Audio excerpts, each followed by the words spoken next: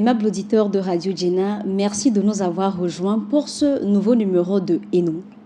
Aujourd'hui, nous recevons Koussaou Dédé Awefa, sage-femme d'État et présidente de l'association togolaise de l'hémophilie, pour parler de l'hémophilie, une maladie bien que méconnue du grand public, existe et touche de nombreux enfants. Mécha Kinyaro au micro, cher invité, bonjour. Bonjour madame. Bienvenue sur Radio Djena. Merci. Alors aujourd'hui, nous parlons de l'hémophilie chez l'enfant. Qu'est-ce que l'hémophilie ? Alors, l'hémophilie est une maladie hémorragique caractérisée par le fait que le sang, chez les patients hémophiles, manque de facteurs de coagulation. Alors, si je dis facteur de coagulation, c'est une protéine qui fait partie des éléments qui aident le sang à se coaguler. Donc, un malade ou un patient de cette maladie n'a pas ces facteurs-là, soit n'en a pas du tout ou a de très faibles doses dans son organisme. Donc voilà, ce patient va saigner plus longtemps dans le temps par rapport aux autres dès qu'il y a une ouverture ou une blessure. Donc l'hémophilie, c'est l'incapacité d'une personne à pouvoir coaguler le sang. Bon, on peut le dire comme ça plus simplement. Pas totalement incapacité, mais ça va être difficile de coaguler. Ça dépend de quelle quantité de facteurs manque. Il peut y avoir un fort pourcentage de ce facteur qui manque chez ce patient ou un faible pourcentage. Donc, tout dépendra de la quantité de ce facteur qu'on appelle facteur 8 ou 9 qui manque dans le sang de ce patient. Alors, oui, allez-y. Alors, on a deux sortes d'hémophilie. On peut parler de hémophile A. Dans ce cas, le patient manque de facteur 8. Ou on parle d'hémophile B, et c'est le facteur 9 plutôt qui manque dans le sang de ce patient. Mais dans tous les cas, les manifestations sont les mêmes chez les deux patients. Donc aujourd'hui, si par exemple une personne a une blessure et que son sang ne se coagule pas vite, on peut dire qu'elle est atteinte d'hémophilie? Pas tout de suite, parce qu'il faut faire certaines analyses et avoir d'autres signes pour conclure ça, parce qu'il y a d'autres maladies aussi qui font que le sang ne se coagule pas normalement.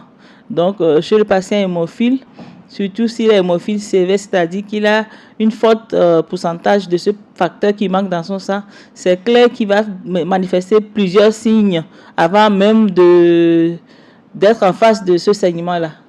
Les enfants, par exemple, c'est les garçons qui font plus la maladie. Les filles sont généralement, ou bien les femmes sont généralement porteuses ou conductrices de la maladie. Mais c'est les garçons qui manifestent surtout cette maladie-là.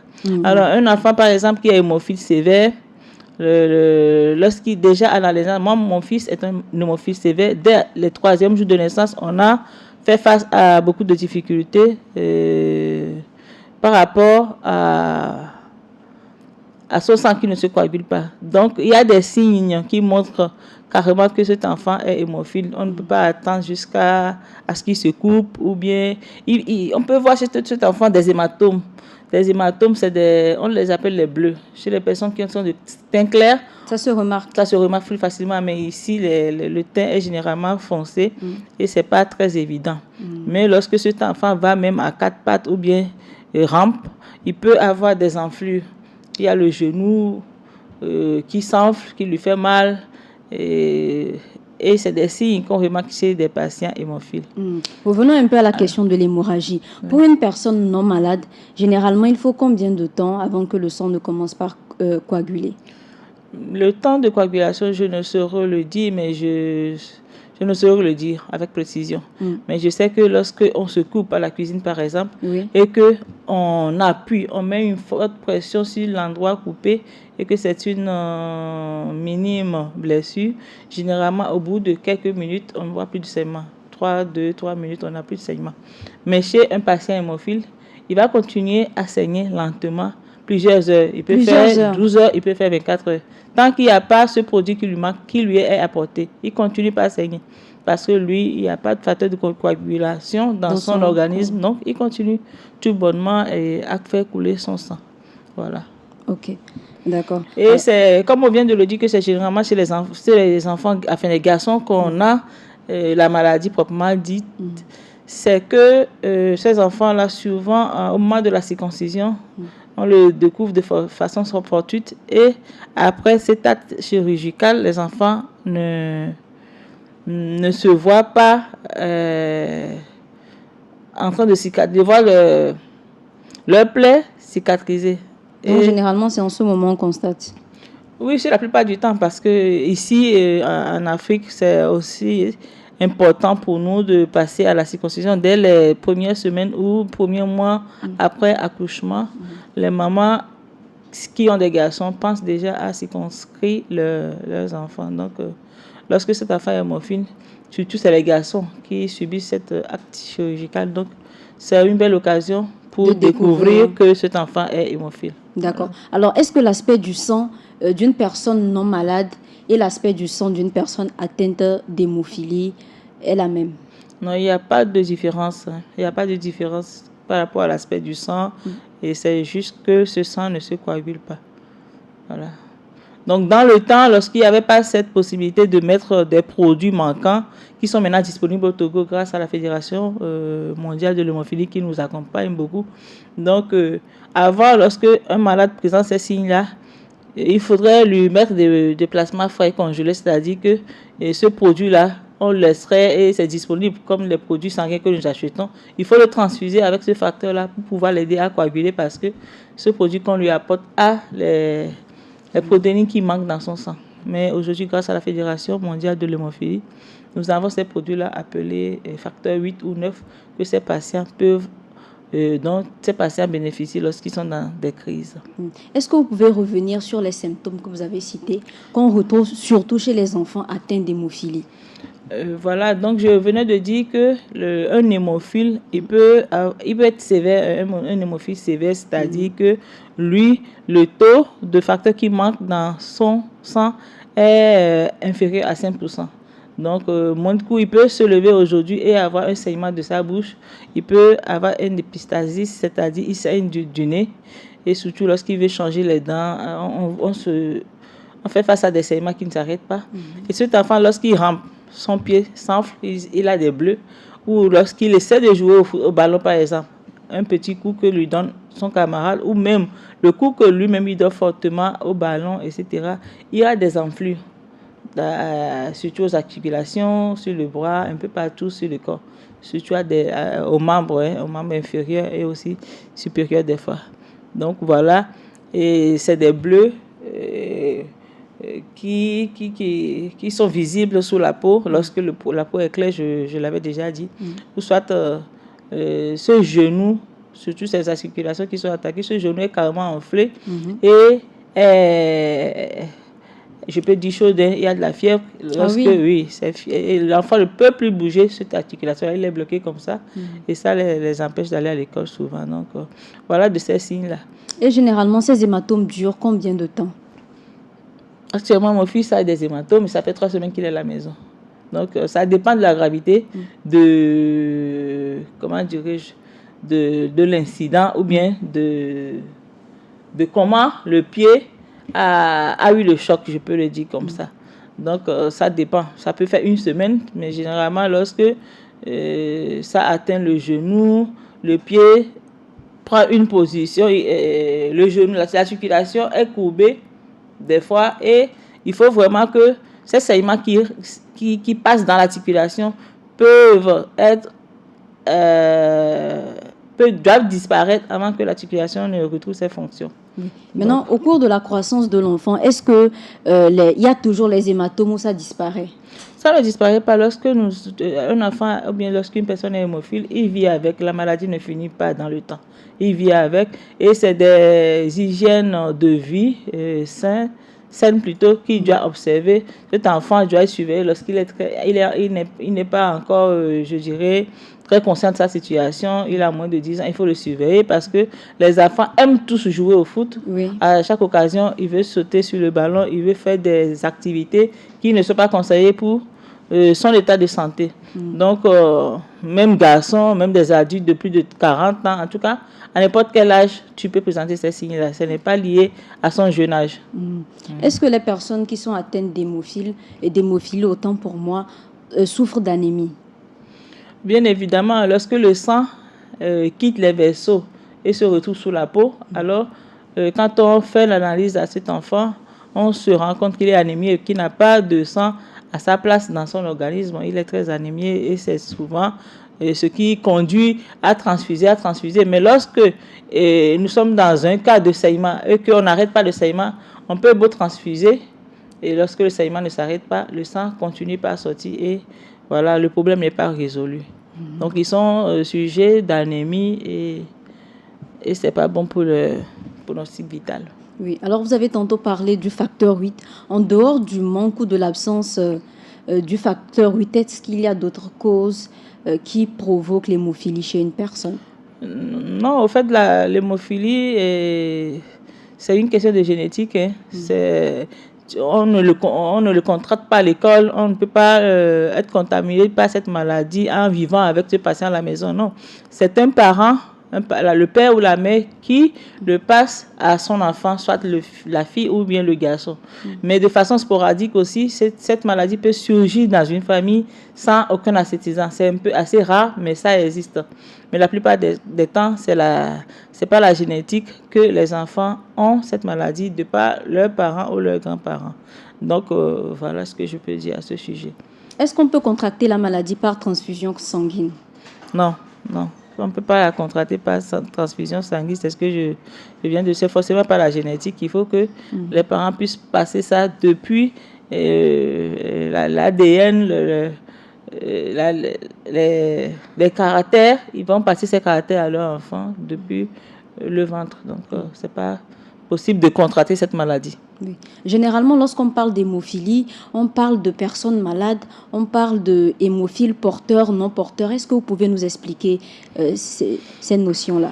En fait, une maman qui est hémophile, par exemple, elle va donner son chromosome.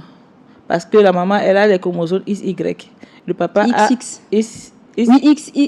Oui, la maman, c'est XX. Et le papa XY. Le papa XY, la maman XX. Donc, elle va donner son chromosome X malade au patient. Et le papa, lui, il peut donner le chromosome. Supposons que le papa est sain. Il peut donner le chromosome sain, enfin oui. Il donne son X à ce garçon. Donc, forcément, le garçon va avoir le seul chromosome malade de sa maman qu'il a pris. Il va bénéficier de ce chromosome et il fait forcément la maladie. Ok. Bon, je vais réexpliquer. Oui. Lorsque une mère est porteuse, elle ne fait pas la maladie parce que la maladie se greffe sur un chromosome. Elle est là, mais elle ne se manifeste pas parce que ce n'est pas son chromosome dominant. Mais lorsque le garçon a ce chromosome, lui, il fait la maladie. Et lorsque lui va avoir une fille, sa fille aussi peut avoir, comment dirais-je, cette maladie, mais de façon latente. Elle ne fait pas les signes de la maladie. C'est les garçons qui manifestent les signes de cette maladie-là. Donc, on dit que la maman est porteuse parce qu'elle porte les gènes de cette maladie, mais elle ne fait pas la maladie. Donc, elle peut facilement transmettre cette maladie à son garçon, mais elle ne fait pas forcément la maladie. Dans le cas où on voit les femmes qui font cette maladie, c'est lorsque soit deux parents hémophiles se mettent ensemble, ils font une fille. Donc, elle peut, dans ce cas, faire la maladie. De votre explication, est-ce qu'on pourrait déduire que c'est la femme qui transmet la maladie à l'enfant? Non, j'ai juste donné l'exemple de la femme. Lorsque tu es garçon, par exemple, et que tu es hémophile, toutes les filles que tu feras seront porteuses.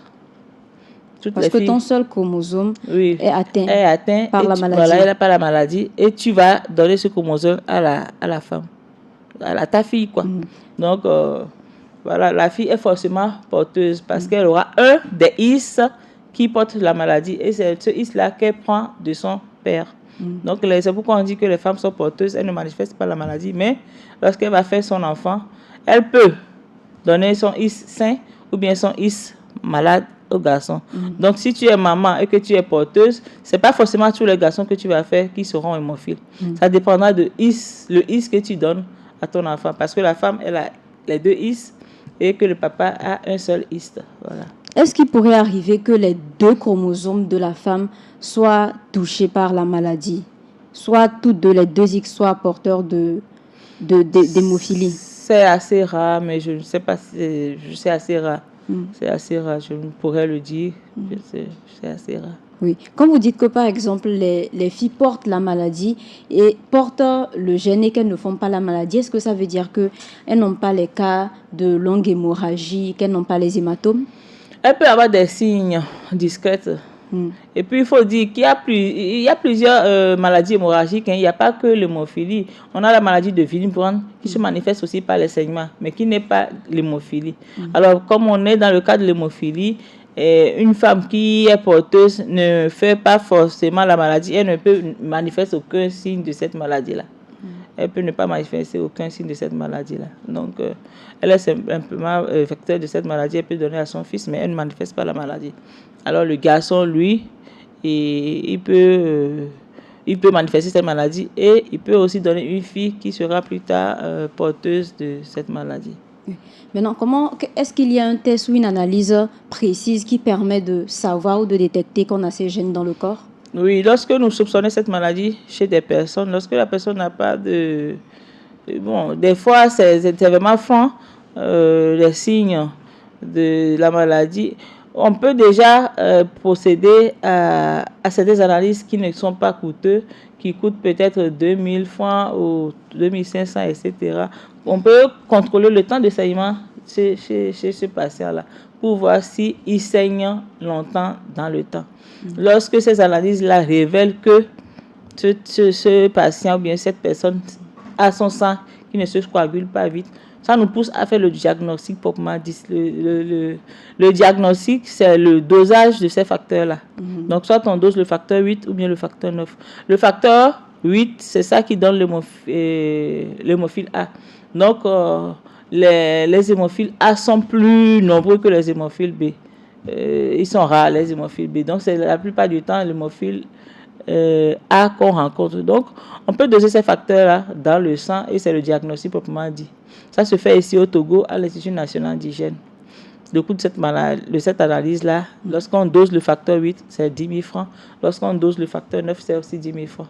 Ça revient à 9 000 francs. Pour des raisons de finances, on peut doser d'abord le facteur 8.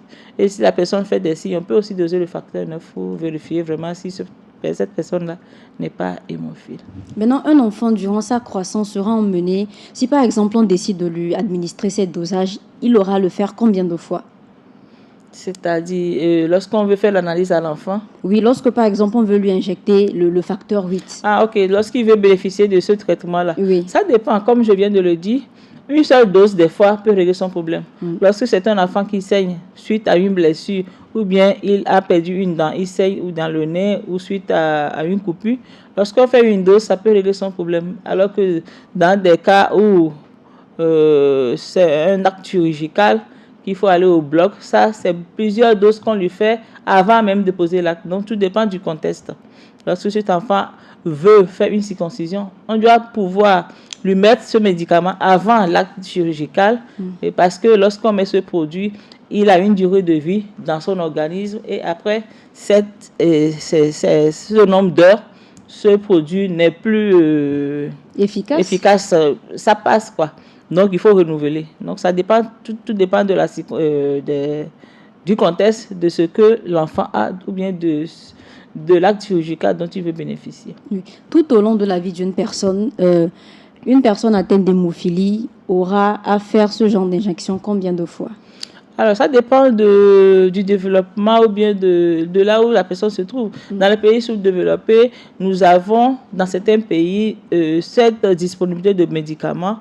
Et l'enfant, le meilleur traitement aujourd'hui, si je dis meilleur traitement pour nous qui bénéficions d'aide de la Fédération mondiale, on peut bénéficier de la prophylaxie. La prophylaxie, c'est un des produits aussi, un dérivé de ces facteurs-là que l'enfant prend dans son organisme une fois par mois, par exemple, et il vit comme tout autre enfant. Donc, et il est même révélé que lorsque cet enfant prend cette prophylaxie chaque mois, ça, c'est plus économique pour ce pays-là, ou bien c'est plus économique que d'attendre qu'il ait des symptômes pour traiter ces symptômes-là. Parce que lorsqu'il y aura un acte chirurgical à faire, lorsqu'il va tomber, lorsqu'il va saigner, ce qu'on va apporter va coûter plus que lorsqu'on lui fera une dose chaque mois pour le garder en bonne santé comme tout autre enfant. Donc la prophylaxie est est de nos jours, une des meilleurs traitements préventifs que peut bénéficier l'enfant hémophile. Mais lorsque la prophylaxie n'est pas disponible, lorsque l'enfant il faut aller en consultation de routine pour voir si cet enfant n'a pas son taux de sang qui a diminué en temps parce qu'il a saigné dans l'articulation ou bien sous la peau, etc. Mais dès qu'il y a besoin, il faut consulter pour juger s'il a besoin de ces facteurs-là. Ce n'est pas à chaque fois que l'enfant hémophile a de ces mal, c'est-à-dire hématome ou bien hématrose, ce n'est pas à chaque fois qu'il a aussi besoin de bénéficier des facteurs. Il faut une consultation qui déduit que voilà, il est en train de saigner, il faut arrêter ce saignement dans l'articulation, il faut lui injecter ce facteur-là. Voilà, donc ça, tout dépend. Il faut aller en consultation, il faut vraiment un suivi chez ces patients-là. Surtout chez les enfants qui ne sont pas, je dirais, conscients de leur état de santé. Ils jouent, ils tombent, il faut vraiment les surveiller, ne pas les laisser se couper, etc. Alors, à ce jour, vous avez recensé combien d'enfants togolais souffrant de la maladie? Nous sommes moins d'une cinquantaine, nous sommes environ 40 hémophiles au Togo et nous n'avons pas du tout d'hémophiles B, nous avons que des hémophiles A. Et tous des garçons ou il y a également des filles? Les filles que nous avons manifestent des troubles de coagulation, mais les analyses n'ont pas révélé que c'est l'hémophilie. Donc, comme je le disais, il y a la maladie de Willebrand aussi qui se manifeste aussi par des saignements, mais qui est une autre trouble de coagulation. Oui. Est-ce que l'hémophilie expose l'enfant ou de manière générale le patient à d'autres maladies sanguines? D'autres maladies sanguines, non. D'autres maladies sanguines, non, mais c'est souvent une maladie qui affecte ses articulations, qui réduit sa capacité motrice dans la plupart du temps. Parce que cet enfant, à force de tomber, d'avoir son articulation, que ce soit du genou, des pieds, des coudes, qui sont dans une situation où nous voyons les tendons et tout ce qui constitue l'articulation qui se dégrade ou bien qui reçoit de ces chocs qui revient à la normale au fur de l'âge lorsque cet enfant ne bénéficie pas de traitement approprié pendant ces crises-là ou qui ne fait pas attention pour éviter ces crises-là. À la longue, cet enfant aura son articulation qui se détériore et il aura des problèmes pour se déplacer. Et il va être carrément, avec le temps, son genou ou bien son pied, il ne pourra pas marcher normalement. Voilà. Au vu de la gravité de la maladie, est-ce qu'il faudrait dispenser les enfants qui souffrent d'hémophilie des activités sportives? Oui, tout à fait. Il y a certaines activités sportives, sinon la plupart du temps que les enfants ne peuvent pas faire. Cet enfant ne peut pas jouer au foot à l'école, par exemple. Par exemple, il ne peut pas jouer au foot.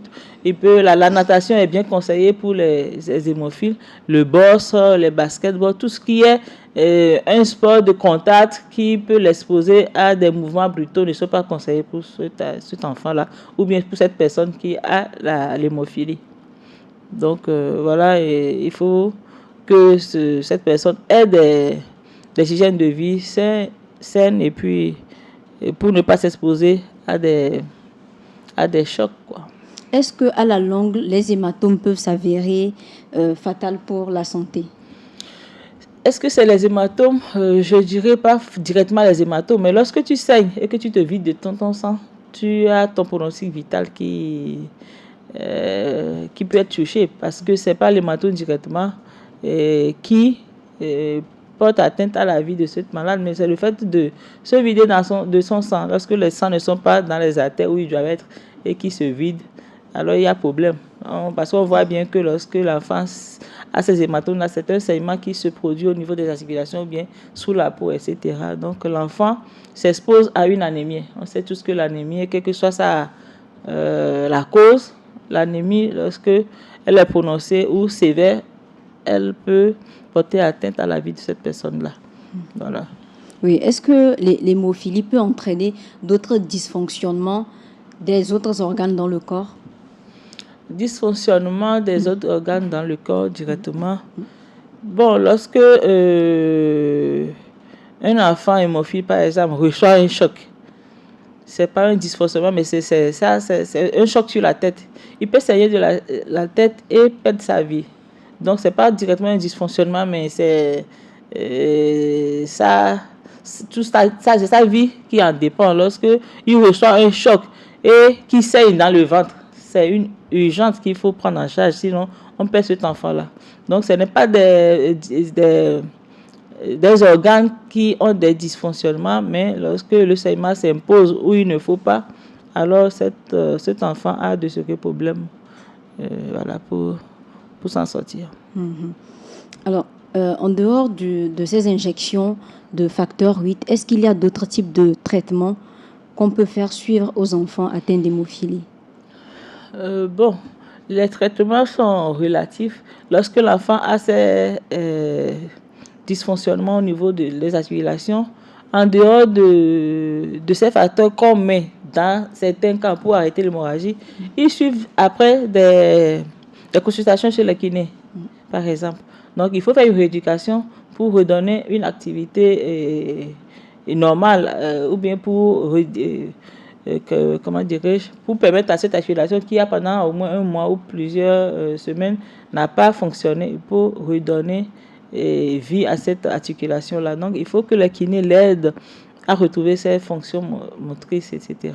Donc, d'autres traitements, lorsque c'est la dent qui est touchée, il faut toujours que le dentiste sache que c'est un hémophile et si besoin il y a, on met le facteur 8 pour éviter les saignements, pour pouvoir soigner normalement cet enfant-là. C'est vrai que la maladie est liée directement au sang, c'est un problème de coagulation qui est là et c'est les hématologues qui sont les premiers à intervenir. Mais en dehors des hématologues, nous avons toutes les disciplines aussi qui soutiennent cet enfant hémophile parce que, par exemple, cet enfant hémophile ne peut pas prendre d'injection intramusculaire. Les autres enfants, on peut les injecter sur les fesses, mais eux, ils ne prennent pas. Donc, il faut vraiment que le corps médical soit sensibilisé pour le traitement spécifique que ces enfants obtiennent. Est-ce qu'à ce jour, il existe un centre des centres qui prennent en charge les enfants qui sont atteints d'hémophilie? Je dirais que le service d'hématologie au CHU Campus, c'est là que les patients hémophiles bénéficient de leur traitement. Ils vont là-bas pour faire des consultations de routine chaque 3 mois pour voir s'ils ont un temps perdu du sang ou bien s'ils ont des besoins de consultation chez le kiné ou d'autres besoins. Donc, les suivis réguliers de chaque 3 mois permet de mieux les prendre en charge. Lorsque un mal veut s'installer, on peut vite le déceler et le prendre en charge. Donc, c'est le centre, l'hôpital Campus, c'est le service hémato, là-bas que les patients fréquentent pour leur suivi. Mais tout patient hémophile, lorsqu'il a un souci, que ce soit une blessure, un saignement, ou bien lorsqu'il est malade, peut se rendre dans n'importe quel centre pour sa prise en charge. C'est vrai que nous essayons de mieux peaufiner le circuit du client ou bien du patient hémophile au Togo. Actuellement, il y a un dépistage qui est en train de se faire cette semaine-là. Ça va commencer demain depuis le Nord. Oui, des dépistages gratuits pour les patients hémophiles. Ça va se faire depuis Daparon jusqu'à Lomé. À partir de demain, tout à l'heure, je vais vous donner la fiche que vous pouvez exposer. Et il y a 1 mois et demi, nous avons relevé ou compléter la connaissance du personnel de santé dans ces préfectures-là, des 5 régions de Lomé. Parce que l'hémophilie, il faut avoir un enfant ou bien un patient hémophile que tu continues tous les jours pour pouvoir être routiné ou habitué à sa prise en charge. Donc, ces personnels de santé ont été formés sur toute l'étendue du territoire et ils ont eu moins de 2 mois pour référer les cas de personnes soupçonnées hémophiles dans certains centres de référence pour pouvoir faire le dépistage à partir de demain dans ces régions-là. Donc, voilà ce que je peux dire. À Lomé, cela va se faire entre le jeudi et le vendredi de cette semaine. Je vois. Voilà. Alors, est-ce que pour les enfants atteints d'hémophilie, il faut leur faire observer un certain régime alimentaire? Par rapport à l'alimentation, il n'y a pas grand-chose à dire. C'est vrai que certains aliments fluidifient le sang, comme le chou par exemple. quand tu manges du chou, ça fluidifie un peu plus ton sang. Mais bon, on n'interdit pas rigoureusement de ne pas en prendre. Mais c'est surtout des chocs qu'on conseille ces enfants de ne pas avoir. Sinon, côté alimentation, il peut manger comme tout autre aliment. Mais aussi, c'est les produits à prendre. Par exemple, l'hémophile ne peut pas prendre de l'aspirine parce qu'il va saigner de son ventre, par exemple. Il y a certains produits que l'hémophile, certains anti-inflammatoires, par exemple, que l'hémophile ne peut pas prendre du risque qu'il saigne dans son estomac ou bien dans d'autres parties de son corps. Et parlons toujours de ces saignements. Est-ce que les personnes atteintes d'hémophilie sont plus exposées aux hémorragies internes? Oui, tout à fait. Lorsque un enfant hémophile joue, par exemple, ou bien en classe, il reçoit un choc sur la tête, et ça peut paraître anodin, mais cet enfant, lorsqu'il rentre à la maison, il a des céphalées, il se couche, on peut perdre cet enfant juste parce qu'il a saigné de la tête. Donc, c'est des enfants qui doivent porter des casques lorsqu'ils se trouvent dans les consultes. Pas forcément s'amuser, il ne peut pas éternellement avoir une casque, mais c'est ce que je viens de dire. Il faut veiller sur cet enfant-là. Dire dans les écoles où cet enfant fréquente, que ce soit au professeur, au maître ou à des collègues, lorsqu'il y a un incident qui se produit, il faut vraiment faire un suivi ou bien un contrôle minutieux chez cet enfant-là, faire des scanners, des radios pour voir si en temps il ne saigne pas. Parce que lorsqu'il saigne et que ça passe inaperçu, ça peut être fatal pour cet enfant-là. Voilà. On va parler un peu de l'adolescence, de la puberté des adolescentes. Oui. Vous aviez dit que généralement les femmes sont porteuses mais ne font pas la maladie. Mais au moment de la puberté, précisément, au moment des règles, est-ce qu'il peut avoir des troubles? Ça dépendra de si cette femme-là a un taux, comme je viens de le dire, qui est très minime dans son organisme. Parce que si elle est une simple porteuse et qu'elle ne fait pas la maladie, elle peut ne pas manifester aucun signe de cette maladie. Elle peut avoir les règles normales comme toute autre femme.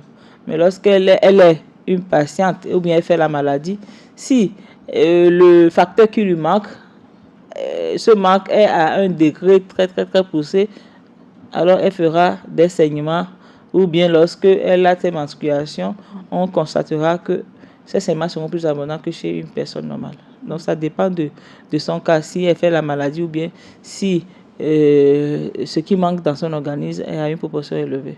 Super. Alors pour terminer, dites-nous les mesures essentielles à respecter pour préserver la santé d'un enfant atteint d'hémophilie.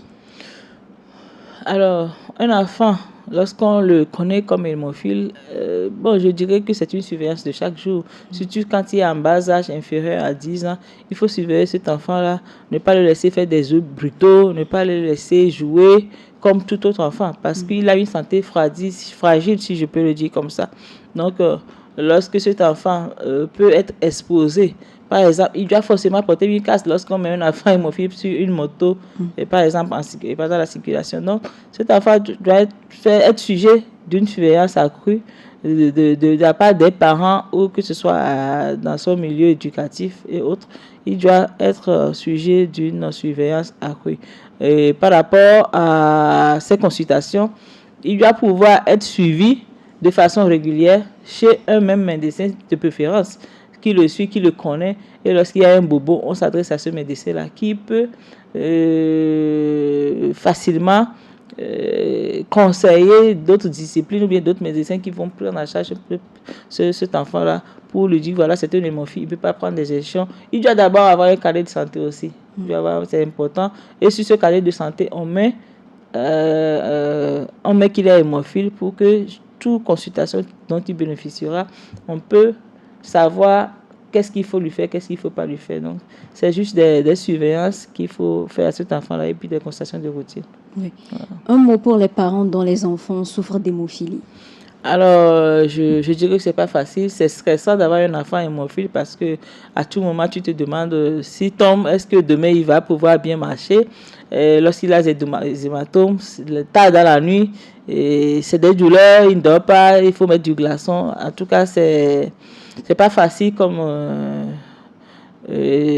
prise en charge, même à la maison et tout. Mais je dirais que la prise en charge s'améliore de jour en jour. On a de l'espoir et nous sommes sûrs qu'on arrivera à un moment où tous les enfants hémophiles bénéficient d'un traitement prophylactique et ils vont pouvoir se comporter ou bien vivre normalement comme tout autre enfant. Voilà, merci. Vous avez un dernier mot? Oui, mais je dirais à toutes les mamans, surtout c'est les mamans qui veillent avec les enfants hémophiles, je dirais courage, mais on ne perd pas espoir, il faut plutôt se souder les coudes et travailler ensemble pour pouvoir donner une meilleure prise en charge aux hémophiles sur le territoire togolais. Ok, d'accord. Kusao Dédé Awefa, merci d'avoir accepté notre invitation. Je rappelle aux auditeurs que vous êtes présidente de l'association togolaise de l'hémophilie et également sage-femme d'État. Chers auditeurs, merci de nous avoir suivis et à très bientôt. Au revoir. Au revoir.